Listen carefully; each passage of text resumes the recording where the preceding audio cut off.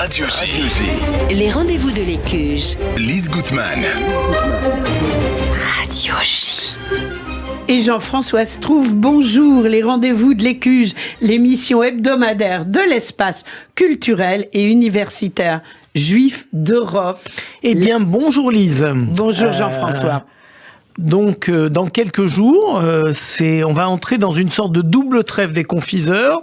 Les fêtes de fin d'année, parce qu'on est citoyen comme tous les autres et concerné par les mêmes temps forts. Et nous, en plus, on a Hanouka. Exact. Donc, la période va être beaucoup plus calme. Et c'est le moment de profiter des tout derniers événements qui se déroulent à l'Écuge et à l'Institut Wiesel. Et notamment ce soir, où on va cumuler les activités. Il y aura énormément de choses ce soir à l'Écuge et à l'Institut Wiesel. Et j'ai envie de dire... Alors, qu'est-ce qu'il y aura? Racontez-nous. Alors, on va commencer par se faire un peu plaisir. On a souvent parlé de cette seconde saison de Jazz à l'Écuge. Et ce soir, c'est Thomas de Pourquerie et Andy Hemler. Donc, je rappelle, pour ceux qui ne le sauraient pas, les quelques derniers qui ne sauraient pas, c'est une mieux session avant, il reste de des jazz. places, oui. Il reste encore quelques places. C'est à 20h30, mais on accueille à partir de 19h avec le bar. Et puis, comme il y a plein de nouveautés dans la maison à l'Écuge, c'est le moment de venir découvrir aussi les locaux superbes qui vous attendent pour mieux vous recevoir, mieux vous accueillir. Alors, deux virtuoses qui se retrouvent sur scène.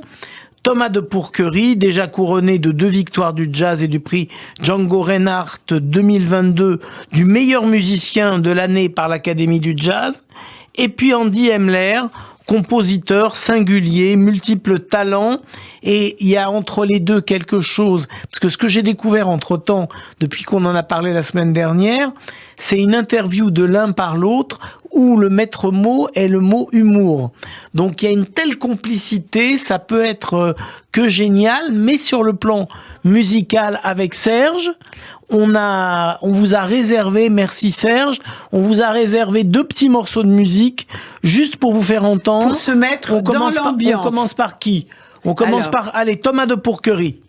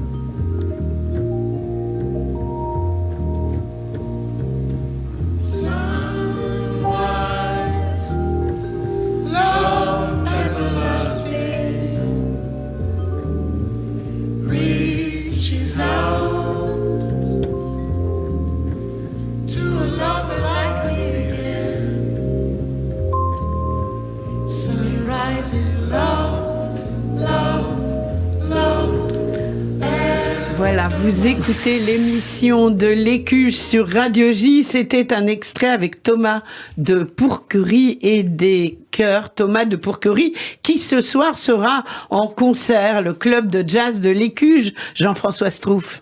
Oui, absolument Lise. Et on va entendre maintenant Andy Hemler. Comme ça, vous aurez entendu les 2 protagonistes. Voilà.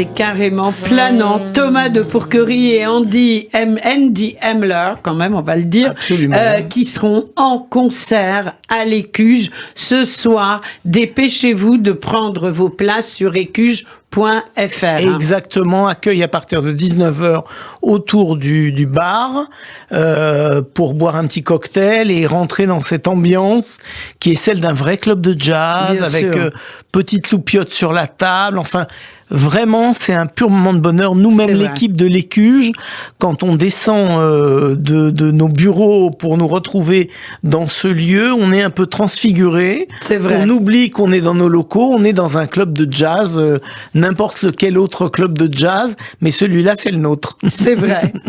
Alors, une spécificité de l'Écuge, c'est que tous les ans, au mois de janvier, commence un nouvel Ulpan pour ceux qui ont raté la rentrée, Jean-François.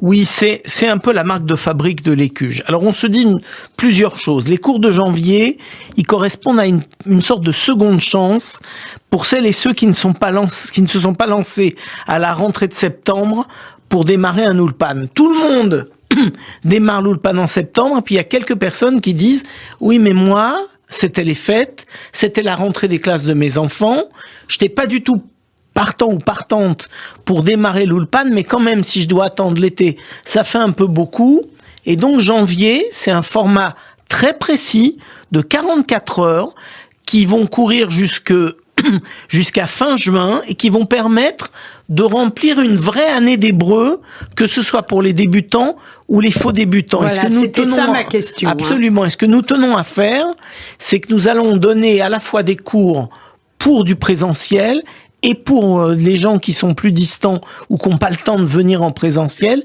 en ligne. Donc, sur écuge.fr, on a les informations sur les profs et les horaires. Mais ce petit moment de seconde chance sur l'hébreu, c'est vraiment quelque chose de spécifique. C'est en fait une session qui marche très très bien parce que les élèves sont encore plus motivés que s'ils avaient commencé en septembre. C'est très important. Alors, dans la programmation, parce que l'Écuge, c'est aussi l'Institut Elie Wiesel, il y a un cours qui n'est pas achevé, qui prend autant d'importance qu'il est très en prise sur la situation actuelle en Israël. Jean-François, de quelle situation parle-t-on? Alors, c'est un thème sur qui a le pouvoir en Israël. Donc, la manière dont Denis Charbit a articulé ça est intéressante. Il a fait 4 cours en confrontant à chaque fois les différents pouvoirs. Je vais prendre un simple exemple qui va vous en dire beaucoup.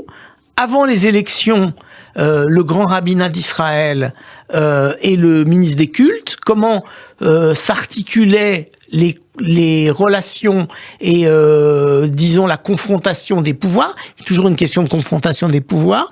Est-ce que la donne d'un gouvernement religieux avec pratiquement 32, c'est-à-dire la moitié des membres de la coalition qui sont des partis religieux, est-ce que ça va changer la donne dans le partage des pouvoirs dans le pays? Donc alors, ceux qui vont pas au jazz ou qui vont faire ça juste avant d'arriver au jazz, ils ont en Zoom la possibilité de suivre la séance 3 et les 4 séances, à partir du moment où on s'inscrit, même maintenant, les 4 séances sont consultables en replay. Donc, vous pouvez suivre ce cours qui est un cours important parce qu'il est réellement en prise sur l'actualité avec les élections qui viennent de se passer en Israël. Bien sûr. Alors, ce cours donc va être développé par Denis Charbit. Par Denis Charbit. Alors, ensuite, on va revenir sur une expo. J'insiste très parce que si vous êtes à Paris pendant cette période et jusqu'au 20 décembre, alors c'est l'expo qui a été présentée par 50 artistes, peintres et sculpteurs israéliens et qui a lieu jusqu'au 20 décembre, mairie du 9e, 6 rue Drouot-Nicourt, Jean-François. Alors oui, je voudrais juste donner quelques explications sur l'histoire de cette exposition. Les arts israéliens, l'artisanat, l'ensemble des richesses artistiques et culturelles du pays quelquefois ça passe à l'as. Il y a des visites qu'on fait en Israël qui sont des visites par exemple du street art, il y a des visites des ateliers des artisans, il y a énormément de nouveaux artistes, de nouveaux créateurs qui existent en Israël, et plutôt que de zapper ces artistes et ces créateurs parce qu'on va voir la famille, voir ses amis, on va aller en Israël voir la plage et pas nécessairement des ateliers d'artistes, on s'est dit que ce serait très intéressant de les avoir. Donc en juillet, on en avait 10, mais nos locaux à l'Écuge ne nous permettaient pas d'en avoir 50, on n'était pas équipés pour 50 artistes. C'est pour ça que je suis particulièrement reconnaissant à Delphine Burkli, la maire du 9e arrondissement, d'avoir mis 4 salles à disposition des artistes israéliens. Alors vous allez avoir de la peinture, vous allez avoir de la sculpture, toutes sortes d'autres arts, aucun art n'est mineur, et surtout une très grande diversité, à la fois dans les styles, les âges, la provenance en termes de ville, même si naturellement la ville de Tel Aviv est plus privilégiée et la région de Tel Aviv est plus privilégiée dans ce domaine-là, et surtout la possibilité de parcourir ces œuvres en y consacrant, allez, mettez 1h30, 2 heures, allez visiter ça, et il est évident que s'il y a quelque chose sur lequel vous flashez, vous allez repartir avec.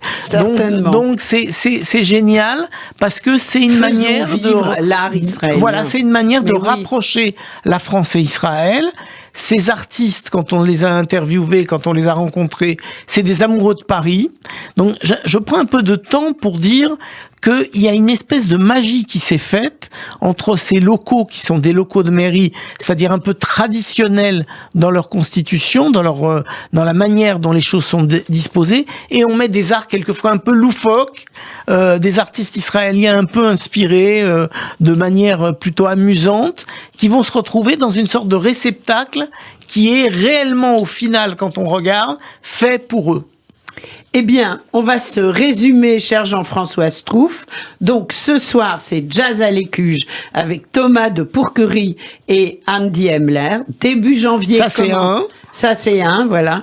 Commence début janvier le nouvel Ulpan, cours d'hébreu pour ceux qui n'avaient pas encore pu démarrer, première année et faux débutants. Et puis, l'Institut Wiesel avec un cours de rattrapage à découvrir absolument, sans oublier l'expo, belle exposition.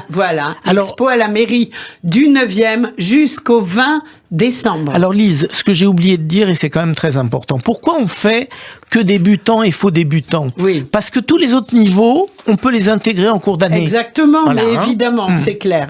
Alors, pour tout cela, on va sur écuge.fr, l'adresse Jean-François. Le 119 rue Lafayette, Paris 10e, à la gare du Nord. Et le téléphone? Le 01 53 20 52 52. Et on en profite pour vous dire Hanouka Sameach. Bien sûr, bon allumage à toutes et à tous pour la première bougie dimanche soir. Et nous, on se retrouve la semaine prochaine. Jeudi prochain, en plein Hanouka. En plein Hanouka, merci.